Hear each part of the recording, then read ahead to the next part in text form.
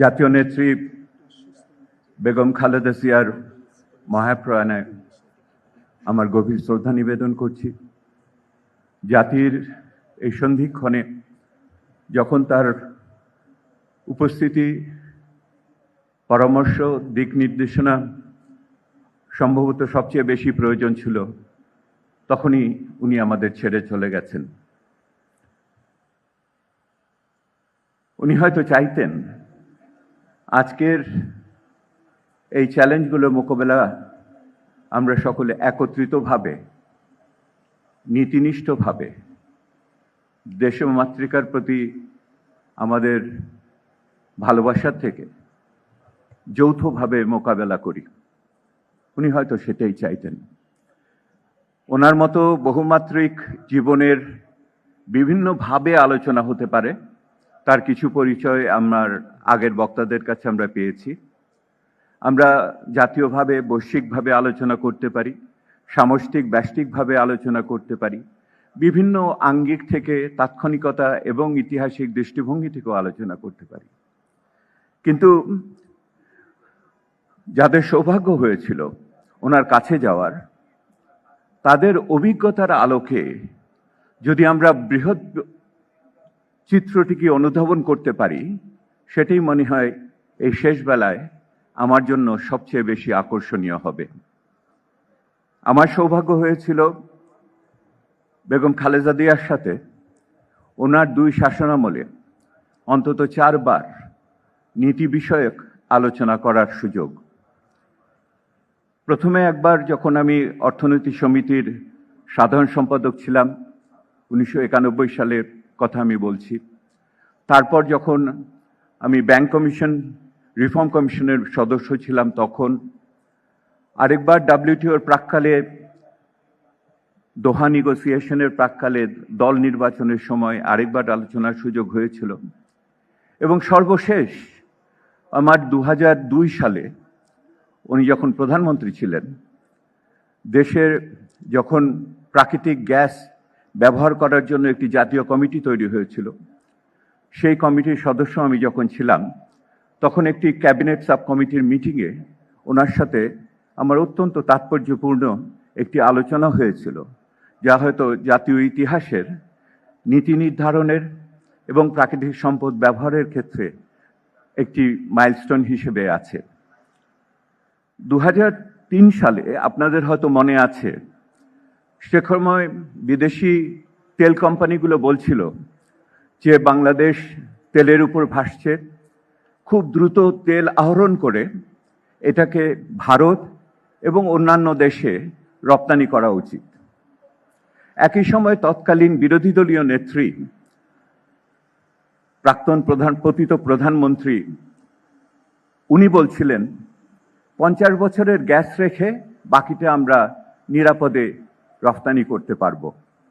সেই সময় তৎকালীন সরকার একটি জাতীয় কমিটি স্থাপন করেন এবং আমার সৌভাগ্য হয়েছিল তার সদস্য হওয়ার।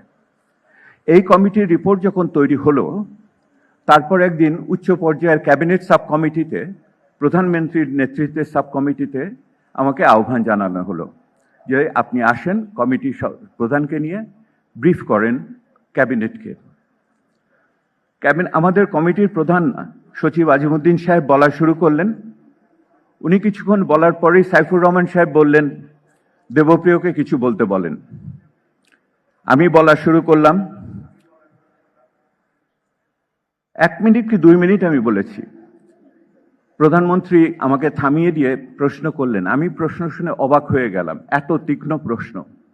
উনি আমাকে জিজ্ঞেস করলেন, আপনি বলছেন তাহলে 50 বছরের গ্যাস নাই? আমি একটু হতচকিত হলাম। আমি বললাম, মাননীয় প্রধানমন্ত্রী, একসাথে বাংলাদেশের 50 বছরের গ্যাস নাই। গ্যাস এটা ক্রমান্বয়ে আবিষ্কার হয়, ক্রমান্বয়ে পাওয়া যেতে পারে। 50 বছর হয়তো টিকতে পারবো, কিন্তু একসাথে 50 বছর নাই। উনি সাথে সাথে পরের প্রশ্ন দিলেন আমাকে, বললেন তাহলে গ্যাস পাওয়া যাবে কেমন করে? আমি বললাম তাহলে গ্যাস আমাদের উত্তোলন করতে হবে, জাতীয় প্রতিষ্ঠান ব্যাপককে শক্তিশালী করতে হবে, অফশোরে এবং সমুদ্রের ভিতরে বিদেশিদের আনতে হবে জাতীয় স্বার্থকে রক্ষা রেখে। উনি সাথে সাথে প্রশ্ন দিলেন, এই যদি রপ্তানি করেন তাহলে আয় কত হবে? আমি সত্যি বললাম, আমি যে আয় খুব বেশি হবে না, এটা আমাদের যে রেমিটেন্স আয় তার 3 দিনের সমান। তখন সাইফুর রহমান সাহেব আবার কথা বললেন, উনি বললেন এগুলি কোথা দিয়ে যাবে, গ্যাস পাইপলাইন কোথা দিয়ে হবে? আমি বললাম গ্যাস পাইপলাইন আপনার কনস্টিটিউয়েন্সির ভিতর দিয়ে হবে, এবং এটা যেটা হবে এখানে অন্তর্ঘাত হওয়ার আশঙ্কা আছে, কারণ এখানে নিরাপত্তার বিষয় খুবই প্রকৃত বিষয়। উনি সাথে সাথে একটু পিছনে হাঁটলেন, নিজেদের ভিতরে কথা বললেন। ওই মুহূর্তে সিনিয়র মন্ত্রীরা যারা ছিলেন, মান্নান ভূঁইয়া সাহেব ছিলেন, আমাদের খন্দকার মোশাররফ হোসেন সাহেব ছিলেন, MK আনোয়ার ছিলেন, মান্নান ভূঁইয়া সাহেব ছিলেন, ওনারা সকলে একমত হলেন গ্যাস রপ্তানি করার সুযোগ নাই। বাংলাদেশের জাতীয় প্রাকৃতিক সম্পদ, জাতীয়ভাবে আমাদের জ্বালানি নিরাপত্তার জন্য ওই মিটিংটি ছিল অত্যন্ত একটি নীতি নির্ধারণী মিটিং। আমার সৌভাগ্য হয়েছিল মাননীয় প্রধানমন্ত্রীর সাথে সেদিন ওই সিদ্ধান্তের অংশীদার হওয়ার জন্য। আমি যে কথাটা বলে আপনাদের এখানে শেষ করব। I have been asked by the organizer to say something in English because our excellencies are, I'm not quite sure, has the simultaneous translation at this moment. The 3 conclusions out of this incident. Number 1, she knew how to listen. Begum Zia knew how to listen to the technical advices of his technical advisors. This is number 1. That patience is hardly seen in many leaders. I have had other experiences and that did not happen. The second experience, she knew how to give questions. She used to give questions not for the rhetorical sense. She used to give questions to find out the robustness of your logic, if there are any flaw in your information, and that's what she was to do. And number 3, she didn't take the technical advice per se. She knew that every technical advice has to be judged in the context of national reality, national necessity, and the global context. So she was a proper person who is, all technical advisors aspires for.